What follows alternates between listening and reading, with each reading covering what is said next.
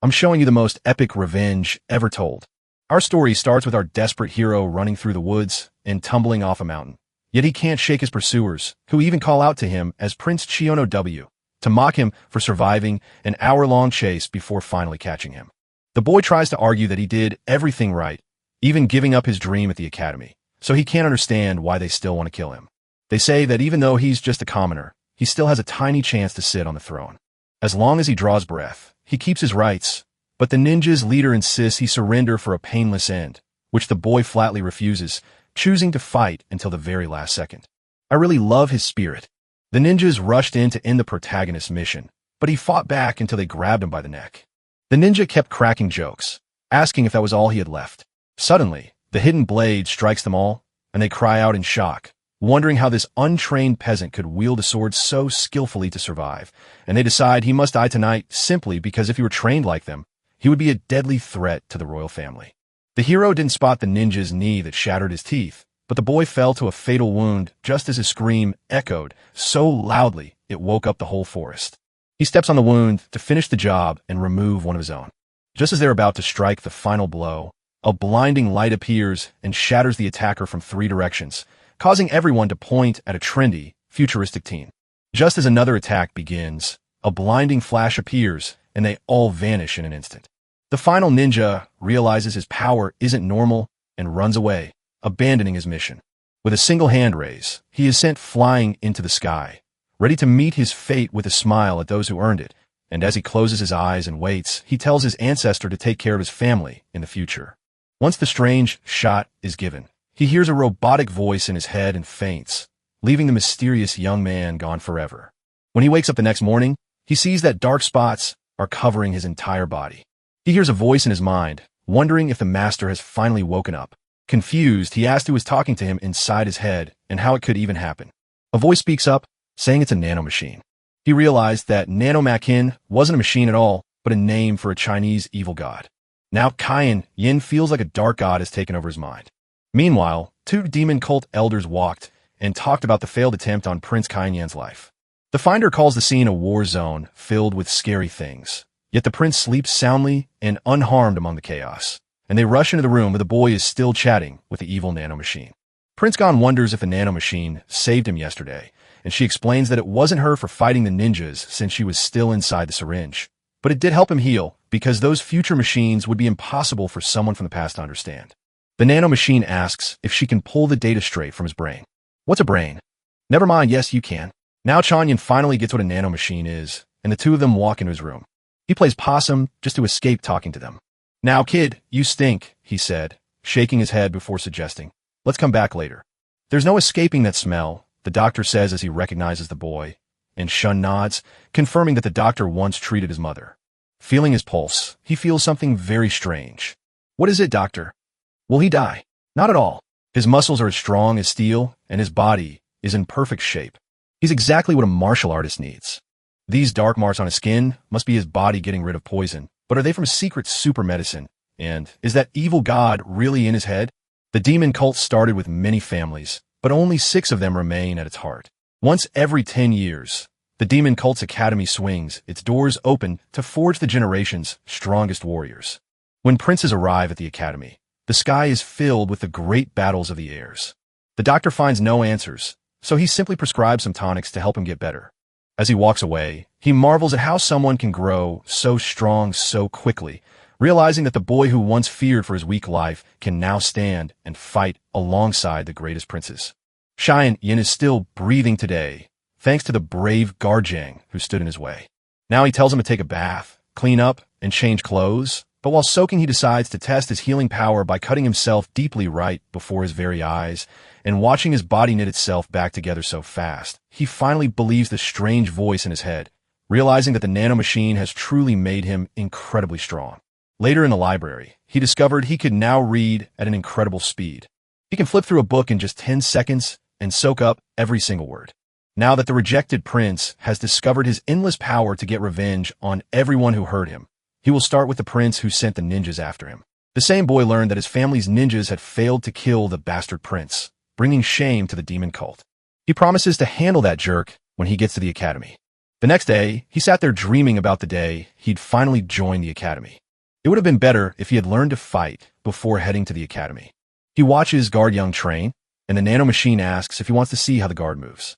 He stays there for nearly an hour, watching the movements and trying to figure out what's happening. Afterward, Nano lets us know she's figured out the guard's every move. It's hooked straight into his brain, and after giving a quick test, he finds it already running at full power. No, not quite, because while his mind knows the moves, his muscles are too stiff to keep up, so he has to train them first. But she says he can change his body so well that one day he'll be able to use the technique without training, though it will still hurt so much that when it happens, he faints.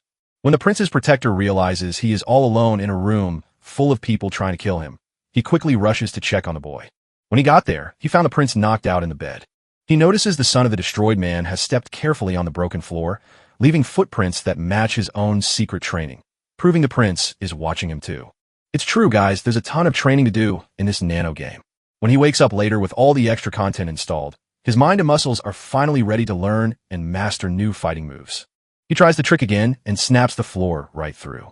Suddenly, the guard rushes in with the boy's breakfast. He covers the broken floor with the table. He is sure the guard didn't see him. He remembers this is his final day with the guard before he heads to the academy. It's been nearly 5 years since his mother passed, and the guard has been seizing the main clans, so Chan admits he didn't expect any help from him. The formalities are done, and now the academy director starts explaining what the next 4 years will hold for the students. They get just one try to get past each level, or they're out. Anyone who can't pass the test gets kicked out of the academy. One of the princes lifts his hand and asks a question. The director shot it down and asked if asking questions was even allowed. The director tells you that stepping into the academy means saying goodbye to all the special perks you had from the 6 families. If he wants to avoid being kicked out on day 1, he better shut his mouth, especially since the academy treats everyone as equal even if the princes try to humiliate him. I've already taken to him, he says, noting that the boy's question makes perfect sense since getting only 1 try per level feels unfair. Yet passing each stage rewards them with a black dragon sphere and access to the kingdom's richest library, allowing them to climb to new floors and grow stronger with every win. Everyone is excited about the great rewards, but the person who just cheered up the boy suddenly warns that most won't even make it halfway, explaining that joining the academy means losing all your privileges and your future status depends entirely on how far you get inside. If you fail the first test to sift out those without potential and get 0 Niang, you're done, and the Sound Clan will eliminate you, which puts Kai and Yin in serious trouble since he never learned the forbidden art to save his own life. As the test starts, a powerful and intense music fills the air. The weakest student began to tumble. 6 princes who trained since birth from day 1 find it easy until the woman starts playing louder, making her angry and causing pain even for them. Yet she keeps going to hurt her hated 7th prince while ignoring the others. And one prince finally looked back to see our hero, showing no sign of tiredness. How is this possible? He doesn't even know Niang, or maybe he does. Everyone starts feeling the pressure from the bad music. The old woman is holding onto a deep grudge against the protagonist and will stop at nothing to make him fail the test. So she keeps turning up the music until she finally crosses the line. Even the princess couldn't pull it off without the director stepping in to save the day. As the exam ends and the nano machine shuts off his hearing, Kai Yin realizes that it would be incredibly strange if he, with no training, survived while nearly everyone else died. As soon as the test is over, he commands a nano machine to hurt him from the inside, causing him to spit up a bit of blood just to create a distraction. Proud of this kid. He already passed the test, fooling everyone with his sharp mind and even earning the redhead's respect, proving that with pure determination, he succeeded even without any magical power. He sends the boy to the infirmary to speak with the Elder of Sound, who admits she went too far and nearly killed his sovereign son, only for the redhead to insist the boy has no Nigam, leading to a brief clash between the 2 stubborn guardians before the redhead finally orders him out. He promises he'll do it not because he was told to, but because the drink is gone, while the princess senses something approaching that could be their very power or just the smell of alcohol. The drunk guardian walks away, thinking the boy is amazing for holding out without any energy, and even the redhead admits he'd take the kid as a disciple if he weren't royalty, noting the boy's great potential, while the other princes suffer in silence without a second thought. In the infirmary, a doctor eagerly asks how many times the patient was stabbed, only to learn from the guards that it's actually severe internal damage from fighting the Sound Lady without his special medicine. And when the guards leave, one of them stops to say the boy is doing much better than he was just moments ago. Nano machines fix him up from the inside, so he's just faking it until a drunk guard bursts through the door, leaving the annoyed doctor stuck in a corner because of the rules. Meanwhile, the boy keeps up his act while the guardian sneaks up, asks how long he plans to sleep, and even uses magic to lift him up before threatening a slap if he doesn't stop, which finally makes the prince admit he was faking and wonder how the drunk guy knew, only for the drunk guy to laugh and say it was because the boy's breathing was too fast to be real. The guardian complains that kids today are spoiled, but he admires the boy's determination. So despite the boy being the Lord's useless bastard son, the guardian insists on taking him as a disciple. However, the boy suspects it's a trap since everyone else healed themselves with Niang while he was injured, meaning if he doesn't learn the magic quickly by studying in the library, he won't survive the academy. With all those arguments swirling around him, the prince's only worry is getting into the library to use the hack machine for speed reading. But realizing he's still hopelessly outmatched by the Nano machine, he finally says yes to becoming the drunk's disciple and bows before his master. The master shouts, "Look how cool! The Cayenne royal blood must never bow to anyone," and lifts the boy with Niang, meaning the prince's own power can finally flow freely through this chosen path. Even without training, the prince looks like a god of war with his perfect body. Could this be the Lord's quiet hand guiding the child? It makes sense, since the Lord only truly loved the boy's mother. That very same night, fighting broke out as everyone rushed to pick new leaders for the dorms. The cadet knocked out the prince of the Poison Clan and every other student in the room. Becky, the fresh face leading Group 18, has just taken the helm. Back in the infirmary after hours, the guardian finally finished unlocking the prince's neon veins, a grueling and painful feat that the prince insists was nothing at all. The guardian says he has just one more week to master his Caney Gong before they leave. Seeing how exhausted he is, Prince Cayenne notices his hard work and pushes himself even harder. The guardian, happy with the prince, tells him to never forget breathing and flow as he leaves.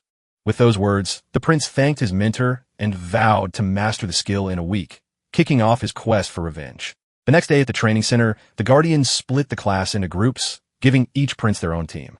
That night, the groups chose their leaders, and as predicted, each prince took charge, proving his power and standing above the others. But one prince failed to lead, so he stood before his boss with a bruised face. Another prince, the one our hero hates most, mocks him for failing to lead, making him so angry he vows revenge. And while the story is great, the prince finds out his teammate won't be back from the infirmary for another week, leaving him frustrated and unable to attack his nemesis yet. Inside the dorm, he vents his anger on everyone until an ally suggests that since Prince Chan is stuck in the infirmary, they can send someone there, only for the doctor to find a new patient with a sword in his back who must stay for 3 days right next to Chan. Now, I finally see the plan. Sent to hurt Chonin while he slept, the attempt to cut his ligaments backfired by triggering an electric shock that knocked him out. The sudden noise wakes the hero, and seeing what just happened fills him with burning rage, but later the attacker stirs to find himself tied up and confused until the calm prince whispers that Sleeping Beauty has awakened, causing the boy to panic as Cayenne Yen reveals his freshly shaved head. Cayenne Yen, a proud warrior, slaps the boy to calm him, reminds him of his better priorities, demands to know who sent him, and threatens to cut him if the boy won't talk. After finally taking off his gag, the attacker insists that students can't hurt each other outside the fighting area, so he is powerless to do anything. Cayenne Yen promises to do something that won't leave marks for the teachers or anyone to notice. Just seeing those needles got me scared, guys. He covers his mouth again and puts it on his fingers. Only after fainting twice and having his whole hand operated on does he decide it's time to talk. However, the prince already removes his gag and says he already knows it's Murim. How do you know?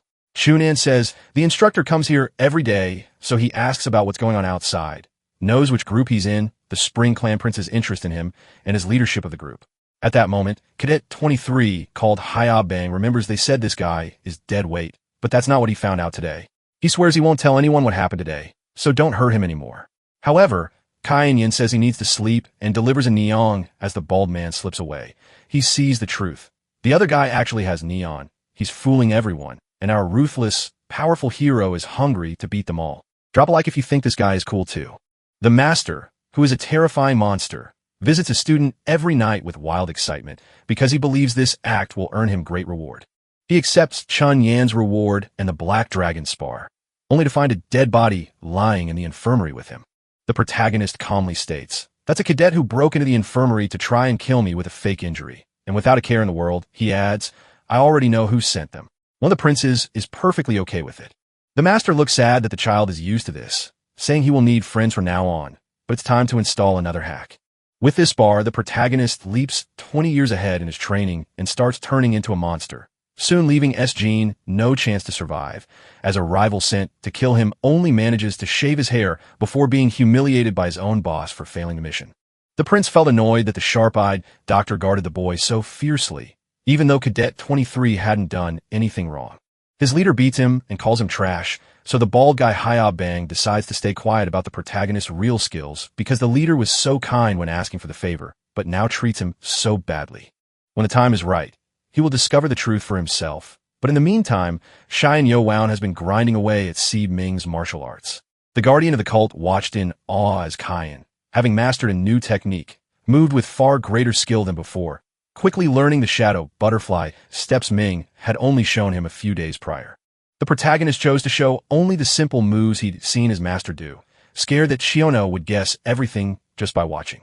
Ming figured that with more time he could teach every move of the technique. So over the week he taught the basics until Qian mastered them well, and he praised his student for it. M handed over a sheet with butterfly technique details so he could study it alone.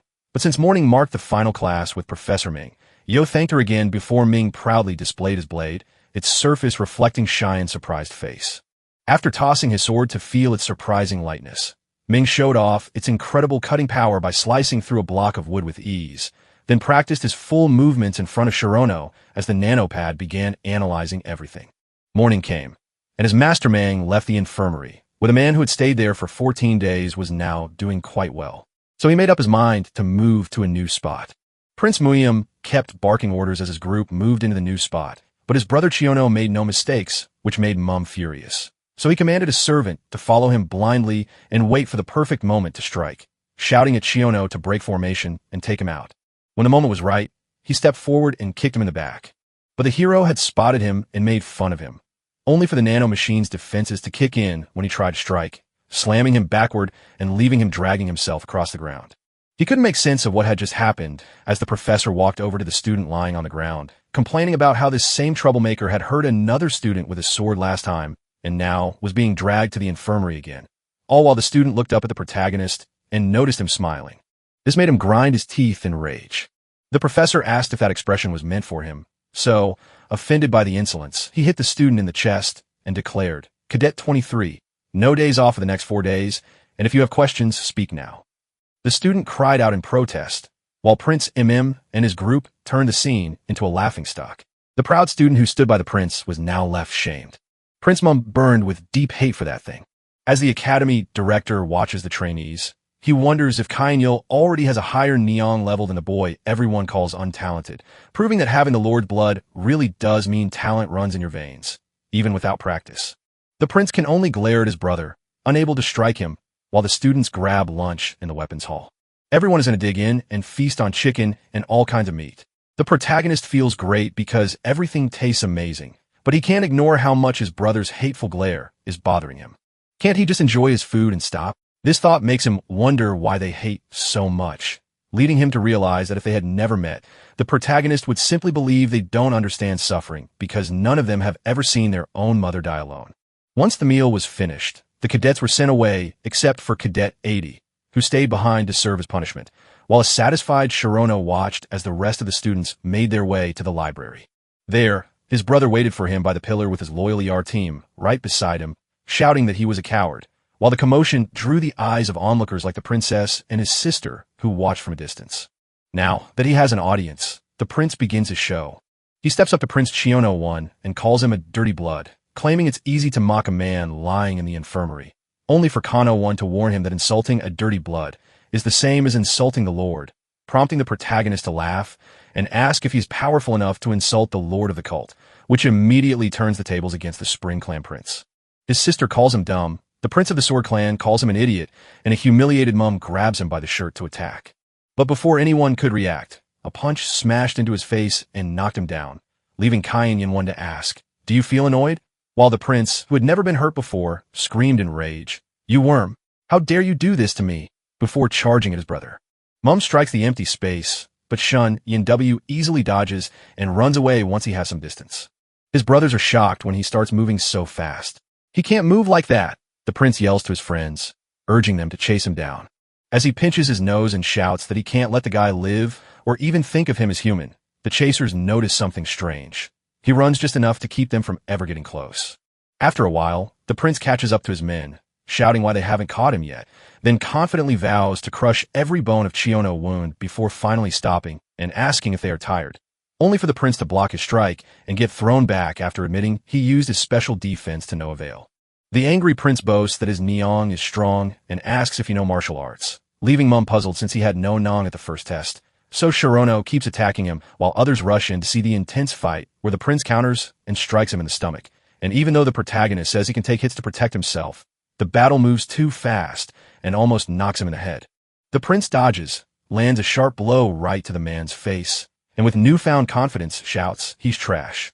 The protagonist lies on the ground, watching as the prince mocks him, but he quickly realizes he underestimated his opponent's experience, then uses his nano machine to spot a weakness, dodges a strike, and knocks the prince's teeth loose with a single uppercut before learning to analyze the enemy's moves to predict and dodge their attacks. The spring prince looks back at his painful past, remembering how his mother blamed a certain woman for ruining his life and making everything go wrong. The prince cried in defeat after Xianyo knocked him down, telling him that his own actions had caused his loss, while his terrified allies wondered if he was really the weakest warrior they had heard about. The prince stays behind to enjoy his defeat, and as he returns, the hero remarks on his lack of battle experience before stopping by a river to organize the upcoming group-on-group fight. The academy director gathered the leaders to draw the matchups, only to find that some had already decided which groups would face each other before the draw even began.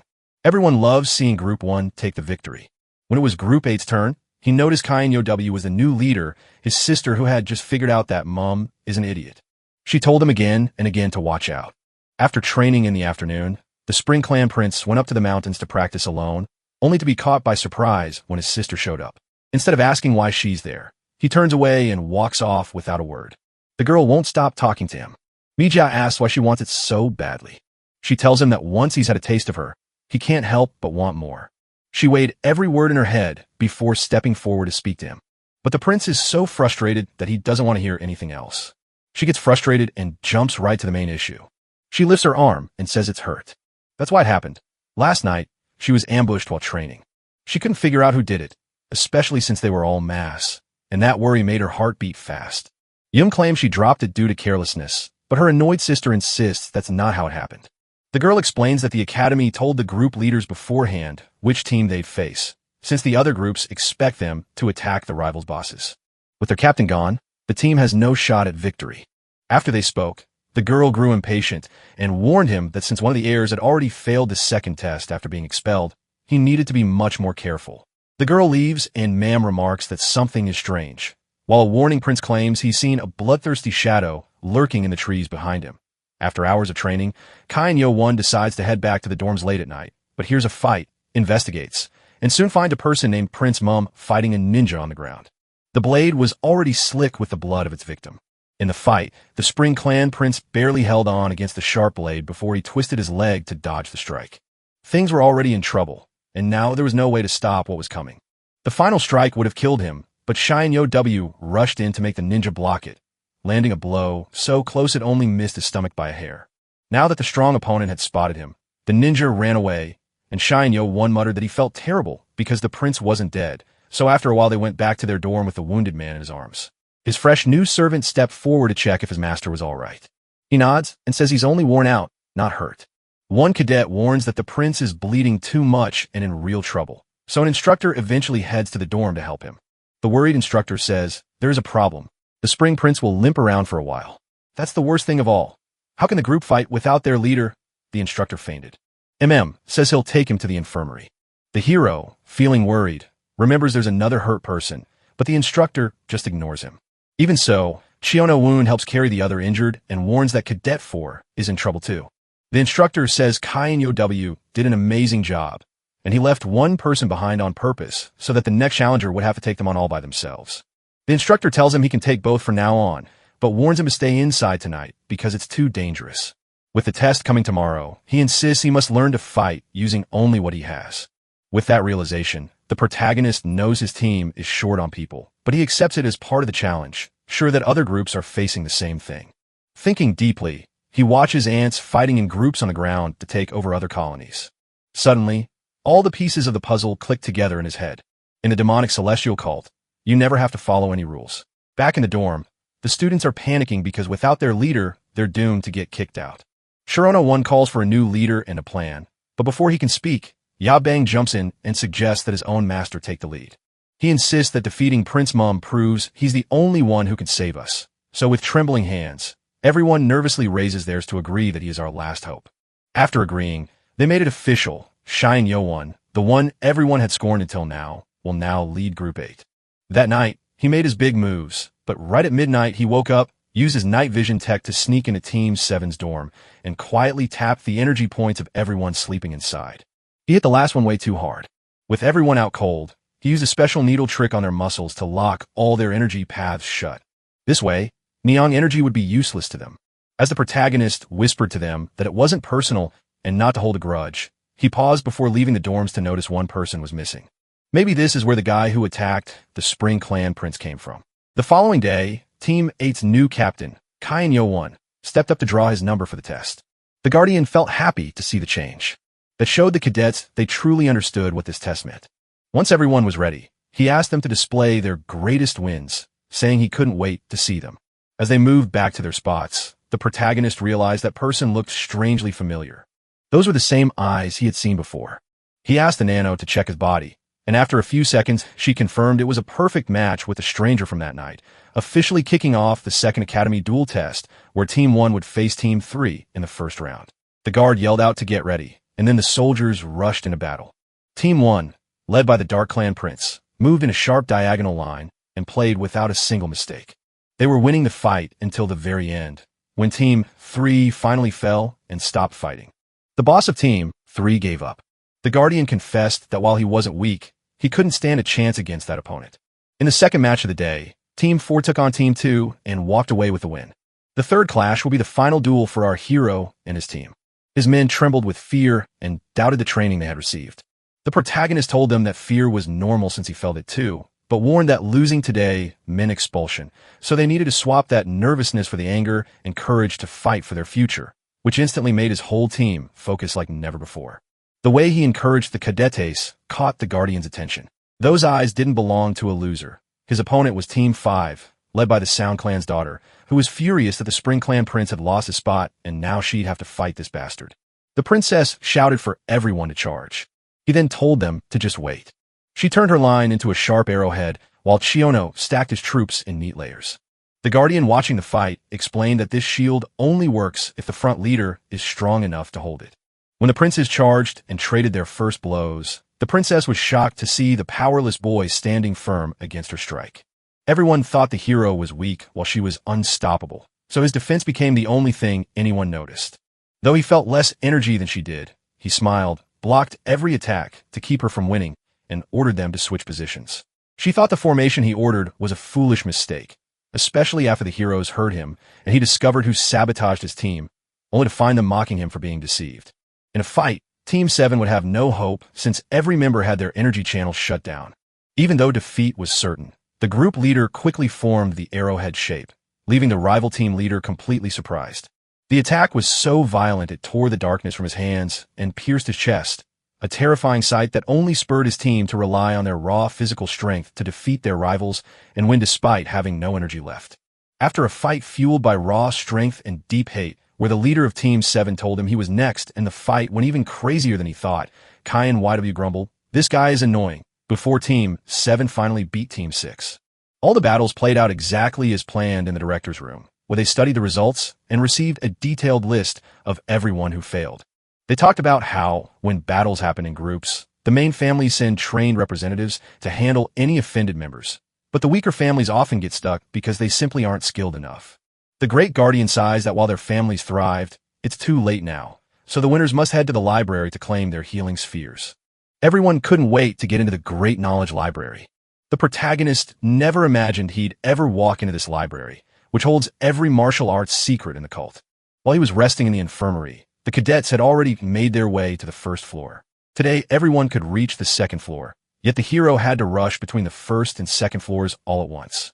He recalls his master's warning to skip the library's usual treasures and rush straight to mastering the butterfly technique on the fourth and fifth floors, a shortcut granted only because his master taught it to him early.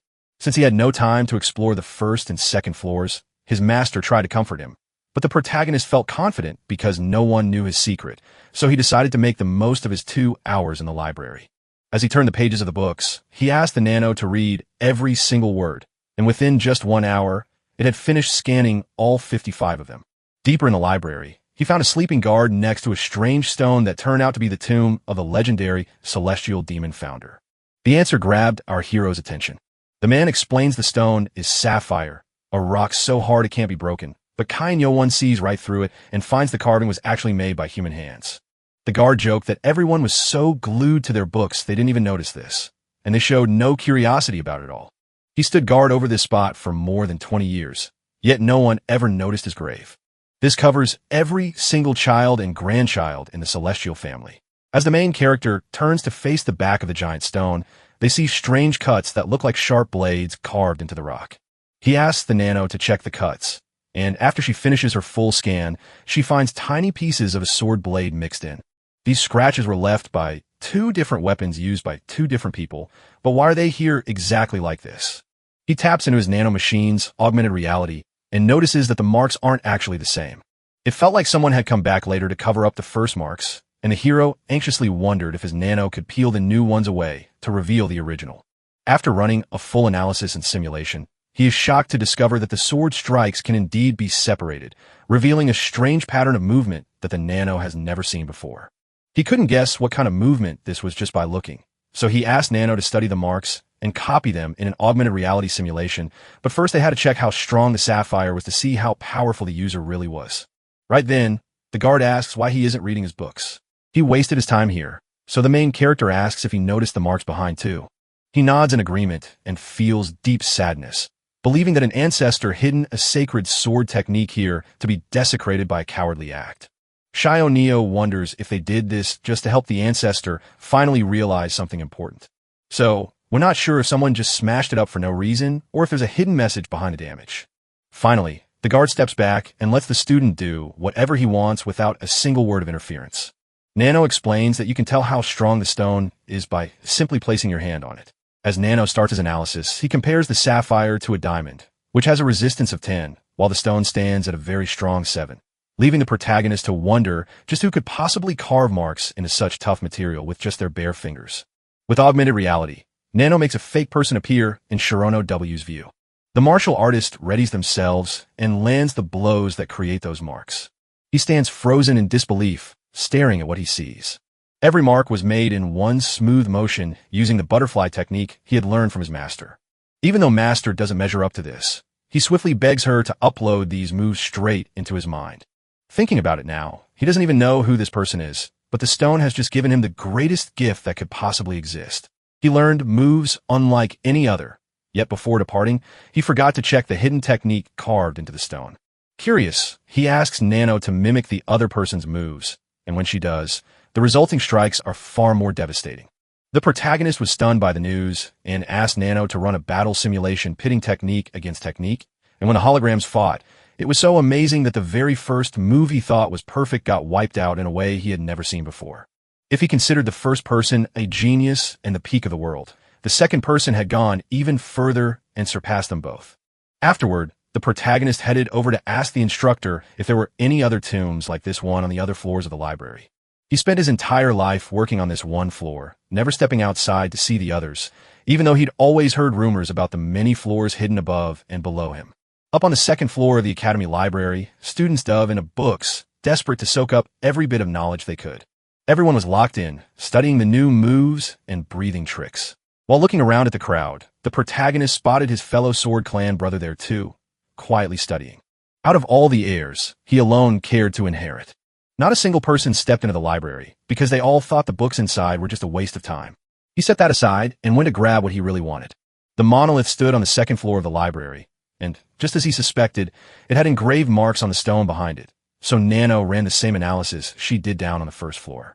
The carvings in the stone hold secrets so amazing that even the first simple move is broken down into 24 different steps. The second mark was created by 56 sword slashes from one move, so Nano copied those exact motions into his armament to cancel out the first one. The hero wanted to try those moves right then, but with so many people around, he had to hold back his excitement. The other people in the library were getting annoyed by someone flipping through books fast and making a huge mess of noise. By doing this, they knew the person wasn't really enjoying the story, but just flipping through the pages. It bothered everyone around, but the hero didn't care at all.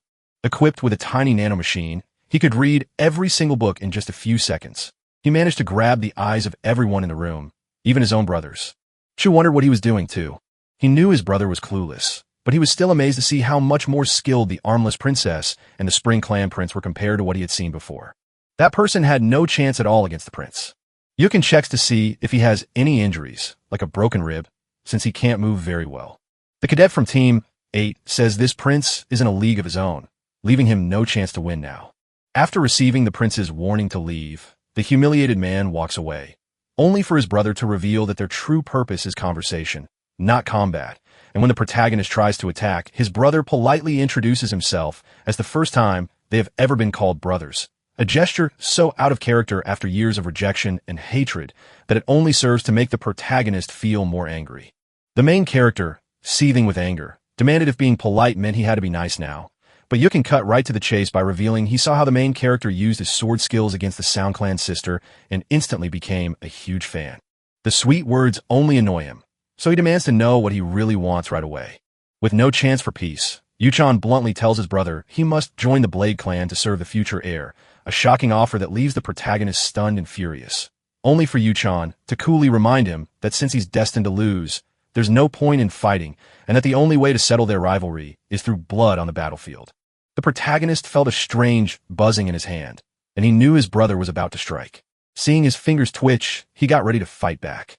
The reaction sped up so fast that his brother started laughing nonstop. He laughed, saying there's no point in arguing since they will meet again on the battlefield. He tore through the air to show his own strength, admitting it was just a physical act he could never match with the true blade energy that separates the geniuses from the failures, and realizing that while he once thought he was equal to his brothers after defeating the Spring Clan, he was actually naive because the gap between them was as vast as heaven and earth. Walking back to his dorm, the Blade Clan brother felt a chill, knowing he'd planned to disable his sixth brother, but the boy had somehow predicted it, proving he wasn't a normal sibling. That same night, the protagonist headed to the Academy's quiet training room, where a giant nanomachine projected dummies to practice techniques he'd read about, and seeing how monstrous the moves from the second floor were made him shudder, realizing only a madman would spend a lifetime mastering such insane skills. He runs through dozens of computer simulations and hundreds of practice fights with his training dummies.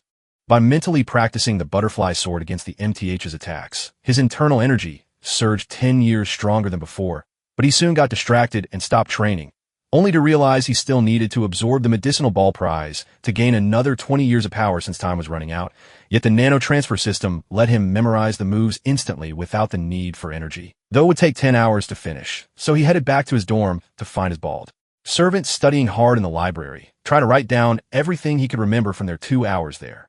Seeing him give everything, she feels proud and heads to the training room the next day, only to find herself in a hibernation-induced coma where her body adapts to new skills but leave a mess of last night's dinner all over the floor.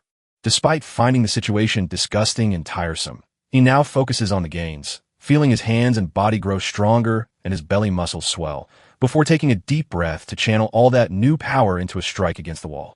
While a boy calmly practiced his breathing next door, holding back the fury from yesterday's humiliation, a sudden explosion of ash and smoke crashed down on him, shocking everyone watching as he was buried by the ruins of the wall.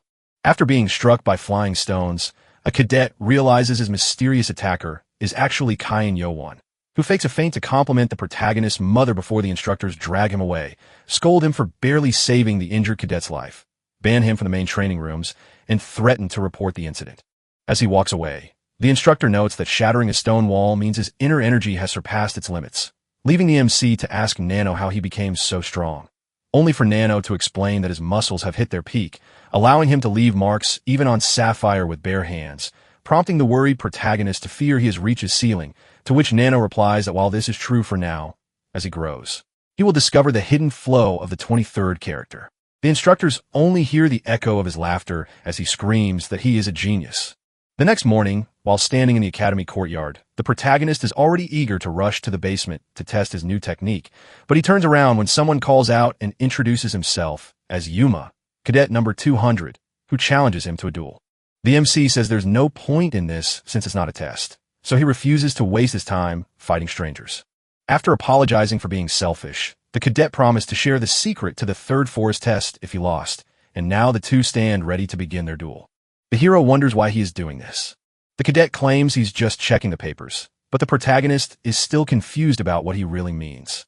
The guy says the trick isn't as cool as it looks, but it's the Blade Clan's pride and their power from the moon. Feeling confident, the protagonist challenges him to the fight. Then Yuma charges right at the MC, who quickly ducks to avoid the hit. Yuma takes another shot, but misses the mark. No matter how hard, he keeps charging at Qi Manhwa. The guy is moving way too slow. Then he steps up to strike. He strikes Yuma in the belly from underneath, knocking him straight up into the air. The hit knocks him up and out, leaving him vomiting before he crumbles to the floor unconscious. In that split second, the MC realized he'd pushed too hard, while Yuma, lying on the ground, couldn't believe he lost so quickly after seeing how Qi Manhwa had been holding back his true power. The guy said that someone born from the stars would naturally be expected to do this. He had wrongly believed the MC only knew basic martial tricks, so as promised, he handed over the secret information. Shuno 1 wonders why the duel is happening since his opponent has nothing to gain from it. The guy admits he guessed right. The MC still doesn't trust him, just like before, but he only wanted to check the qualifications of everyone, including himself, for the third test. Qi Manhwa looks puzzled and asks what all this has to do with the third test. The guy says the test will likely be done in groups, but the MC argues the Academy promised there wouldn't be any more group tests. Even in a group, this test looks for the strongest individuals, and to become a high-ranking warrior, you must be an advanced martial artist with at least 30 years of internal energy. Qi Manhwa says that since only 20% of the second test cadets are advanced, they'll need to grab a medicinal pellet to make up for their low energy. The man agrees that once the pellets are spread, many cadets will hit this stage and face the real problem: mastering the advanced martial art. Up on the second floor of the library, only the middle-level art books were available, meaning many would fail unless they managed to win a hidden advanced art book in the test. But it turns out that wasn't the whole story. He nodded that it would be simple if that were the only challenge, since his dad said most cadets would pass, and the book held the 7 demon sword techniques, a secret part of the powerful formations used by the best warriors. Shanyo 1 wonders about the demon sword formations he has heard of before. His servant whispered that they were forged by the legendary sword demons, the greatest blade masters of their age. An AR was built to fight the 18th and 108th group of Soren disciples, but the 7 special techniques among them truly stood out. The way they work together changes the specific shape they take. The MC believes a skilled artist can take down the 12th and 36th formations, but only a grandmother could handle the mighty 108th. Yuma says his dad gathered 12 people to master the 7 techniques. The secret of the demon sword formation is simple. Knowing how to use techniques isn't enough because building the formation itself is incredibly hard. The MC asks if this is why he challenged him to a duel, and it turns out he couldn't judge him by technique alone for exactly that reason. He wanted to prove Qi Manhwa's skills so he could get an invitation to the test, and the MC asked right about that invitation. Then the guy remembered to tell them that the cadets are expected to lead the third test in learning the arts. He heard that the leaders would be picked based on how well they did on the second test. Qi Manhwa asks if the leaders will pick the members according to IPA, and they say yes, but the cadet can still say no. He thinks the third test is mostly for the 6 great clans and the young lords, not for the regular cadets. In other words, this is another chapter of the air battle, where those who fail to gather their men and master formation techniques will be disqualified. Even if cadets can say no to a group, they usually still need the leaders to help them pass the test. That's why Yuma invited him, because the man says this is only the start and it makes sense that they want a skilled leader for the test. Then he explains that the prize Qi Manhwa is him, not what the main character asked for. He worries he might not be picked to lead, but Yuma knows he will be chosen. Seeing that the guy has the skill to lead, but something feels wrong, he decides to take advantage of that ability. Yuma explains that since the young masters of the Black and Sword clans have already turned him down, he and the MC are the only ones left with a shared path to save the world.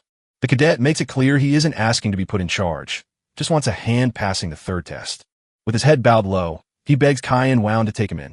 So the MC smiles at the guy, and it makes him so eager to get that help. The moment he drops to his knees to say thank you, the MC quickly tells him no.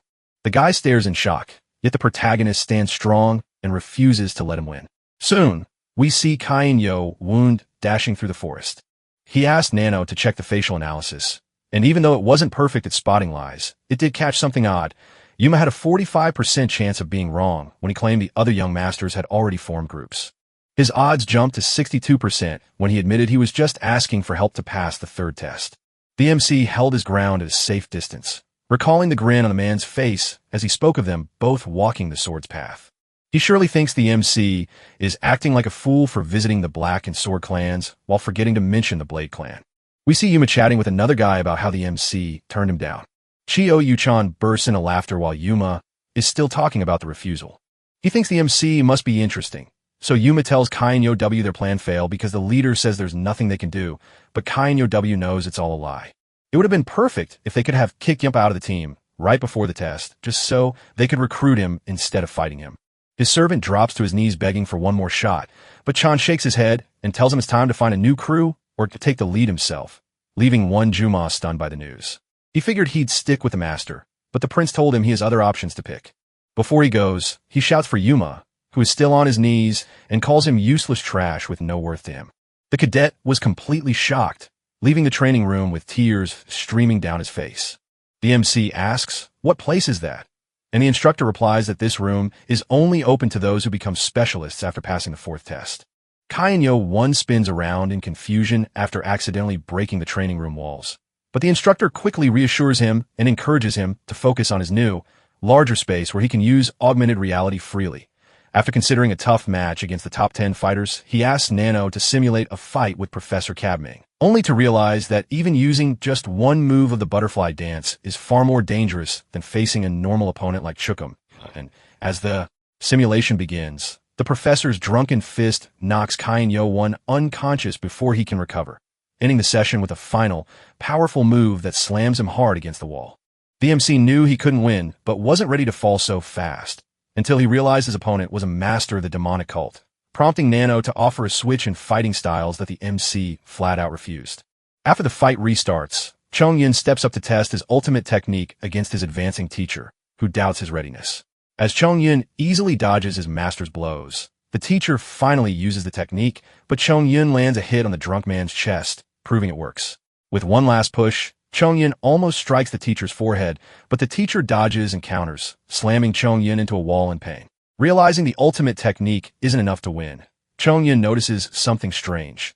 The teacher's sword wounds look fresh, and even his near miss on the forehead left only tiny, superficial scratches. He claims his pure technique beats the hologram. Yet real combat experience is the real game changer, and with 4 years left at the academy, he vows to outshine even his master. 4 days later at the training center, everyone gathers as the director asks if they enjoyed their break before revealing that the 3rd test requires 12 cadets to form a perfect shape, a task that shocks most everyone except him since he already knows the drill. The director explains that only those with advanced martial arts proficiency can join the formation, and since these books teach the secrets of the 7 demon swords, the special bullets they provide will make learning easy. The MC notes that things are going smoothly so far, but the director reveals that in just 7 days, each group will face a test where they must defeat an instructor standing before them. While the director insists it's easy, the students are confused because their opponents are powerful specialists or even masters, yet the protagonist remains calm and confident that everything Yuma predicted is unfolding exactly as planned. And now all that's left is for the director to announce the team leaders before they break up to find members and learn their formations. The protagonist gasped in shock, realizing Yuma had told them the leaders would be chosen level by level. The director asks if the students see the yellow badge on the instructor's chests and that the students who manage to take one will be the leaders. The students now think that everyone will fail. The protagonist says that even in the scenario where all the badges are taken, there are 207 people, and even with 17 groups of 12, 3 people would still be expelled. The director says that the instructors will not use their special techniques, only the techniques of the 7 demon swords. Kai and Yin reflects that even using only the demon sword technique, they have only 7 even days to learn the technique, be good enough to counter it, and still,